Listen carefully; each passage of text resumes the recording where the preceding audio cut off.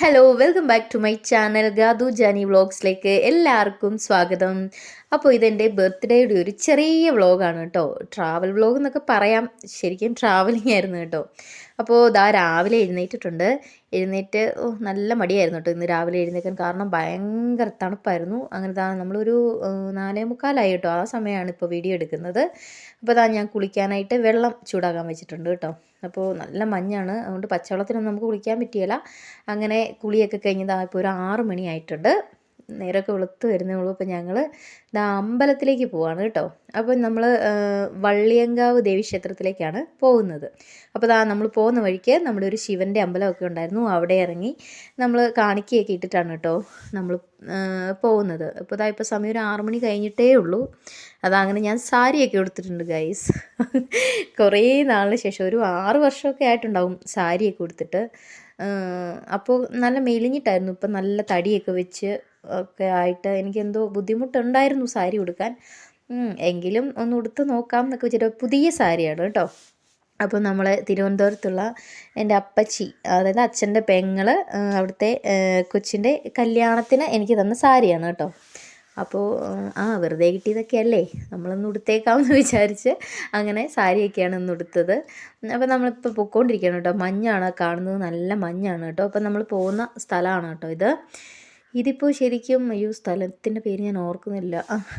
പെരിയാറൊക്കെ എടുക്കാറായിട്ടുണ്ടാവാം, സ്ഥലമാണ് ഇതൊക്കെ. അപ്പോൾ നമ്മൾ പോകുന്ന വഴിക്ക് പെട്രോൾ അടിക്കണമായിരുന്നു. അങ്ങനെ നമ്മൾ പെട്രോൾ അടിക്കാനായിട്ട് നിർത്തിയിട്ടുണ്ട്. അപ്പം ഇപ്പോൾ എവിടെ നോക്കിയാലും ഇങ്ങനെ ലൈറ്റുകളൊക്കെ ഇട്ട് ഭയങ്കര സെറ്റപ്പിലാണ് കേട്ടോ. കാരണം നമ്മുടെ ശബരിമല സീസൺ ആയതുകൊണ്ട് ഇവിടുത്തെ കടകളെല്ലാം അങ്ങനെയാണ് കേട്ടോ.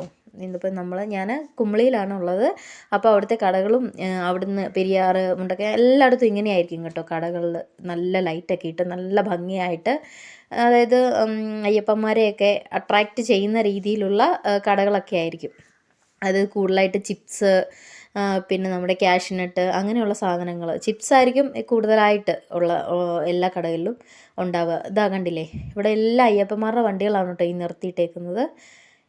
കണ്ടില്ലേ, ഇത് കരടിക്കുഴി എന്ന് പറയുന്ന സ്ഥലമാണ് കേട്ടോ.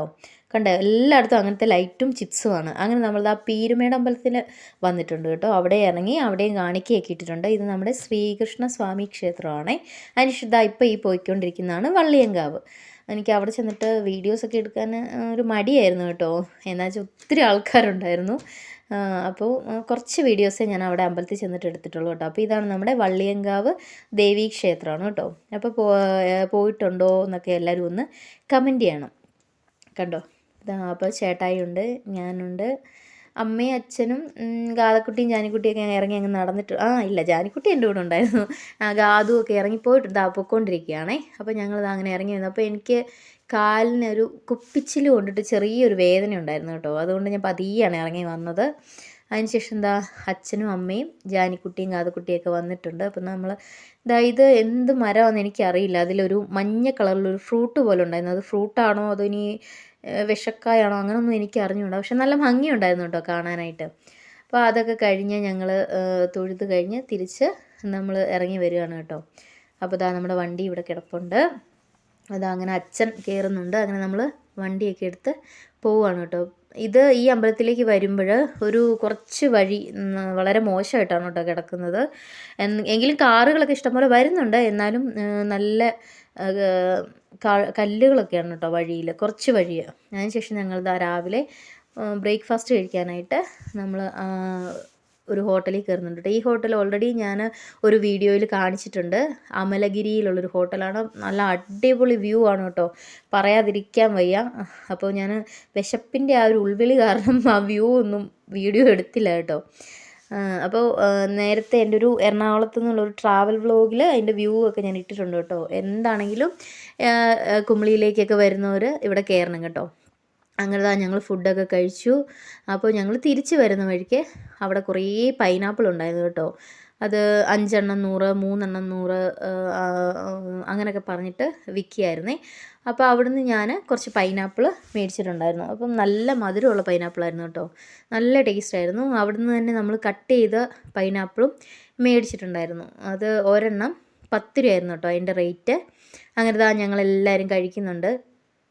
അമ്മയും അച്ഛനും ജാനിക്കുട്ടിയും ചേട്ടായും ഗാതക്കുട്ടിയും എല്ലാവരും കഴിക്കുന്നുണ്ട് കേട്ടോ. നല്ല അടിപൊളി ടേസ്റ്റായിരുന്നു, ഞങ്ങൾക്ക് ഭയങ്കരമായിട്ട് ഇഷ്ടപ്പെട്ടു.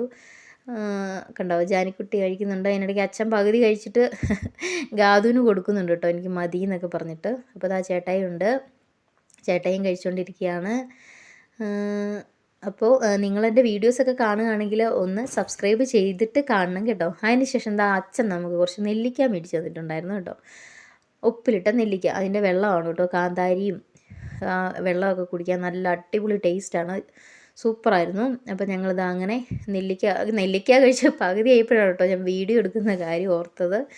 അത് പകുതിയേ ഉള്ളൂ എൻ്റെ കയ്യിൽ, ഓൾറെഡി 2-3 കഴിച്ചിട്ടുണ്ടായിരുന്നു. അപ്പോൾ ഒരെണ്ണത്തിന് 5 രൂപയാണ് കേട്ടോ, ഒരു നെല്ലിക്കയ്ക്ക് 5 രൂപയാണ്. അതിന് ശേഷം നമ്മളിതാ വരുന്ന വഴിക്ക് കരിക്കും തണ്ണിമത്തങ്ങയൊക്കെ മേടിച്ചിട്ടുണ്ട്. അത് കഴിഞ്ഞിട്ട് എനിക്ക് സർപ്രൈസായിട്ട് ചേട്ടായി ഒരു കേക്ക് കൊണ്ടുവന്നിട്ടുണ്ടായിരുന്നു. അപ്പോൾ ഞങ്ങളിതാ എല്ലാവരും കൂടെ ചേച്ചിയുടെ വീട്ടിലായിരുന്നു കേട്ടോ. ചേച്ചി ഞങ്ങളെ അങ്ങോട്ട് വിളിച്ചിട്ടുണ്ടായിരുന്നു. അപ്പോൾ ഞങ്ങൾ ചേച്ചിയുടെ വീട്ടിലായിരുന്നു. അപ്പോൾ ഞങ്ങൾ കേക്കൊക്കെ കട്ട് ചെയ്ത് അങ്ങനെ കഴിക്കുകയാണ് കേട്ടോ. ജാനിക്കുട്ടി ഭയങ്കര ഹാപ്പി ബർത്ത്ഡേ പാടുവാണ്. അപ്പോൾ എനിക്ക് ഞാൻ തന്നെ ഹാപ്പി ബർത്ത്ഡേ പറഞ്ഞ് കഴിച്ച കേക്കാണ് കേട്ടോ അത് നിങ്ങൾ കണ്ടത്. അതിന് ശേഷം എല്ലാവർക്കും കൊടുക്കുന്നുണ്ട്. അപ്പോൾ എനിക്ക് ഭയങ്കര സന്തോഷം ഉണ്ടായിരുന്നു. അമ്പലത്തിൽ പോകാൻ പറ്റി, പിന്നെ കേക്ക് മുറിച്ചു, അങ്ങനെ പുറത്തുനിന്ന് ഫുഡൊക്കെ കഴിക്കാൻ പറ്റി. വേറെ നമുക്ക് എന്താ വേണ്ടതല്ലേ. അപ്പോൾ എൻ്റെ ചാനൽ ഇഷ്ടപ്പെടുകയാണെങ്കിൽ എല്ലാവരും ഒന്ന് സബ്സ്ക്രൈബ് ചെയ്തേക്കണേ. അപ്പോൾ സബ്സ്ക്രൈബ് ചെയ്യുമ്പോൾ അടുത്തുള്ള ബെൽ ബട്ടണും കൂടി ഒന്ന് പ്രസ് ചെയ്തേക്കണം. അപ്പോൾ അത്രയേ ഉള്ളൂ. താങ്ക്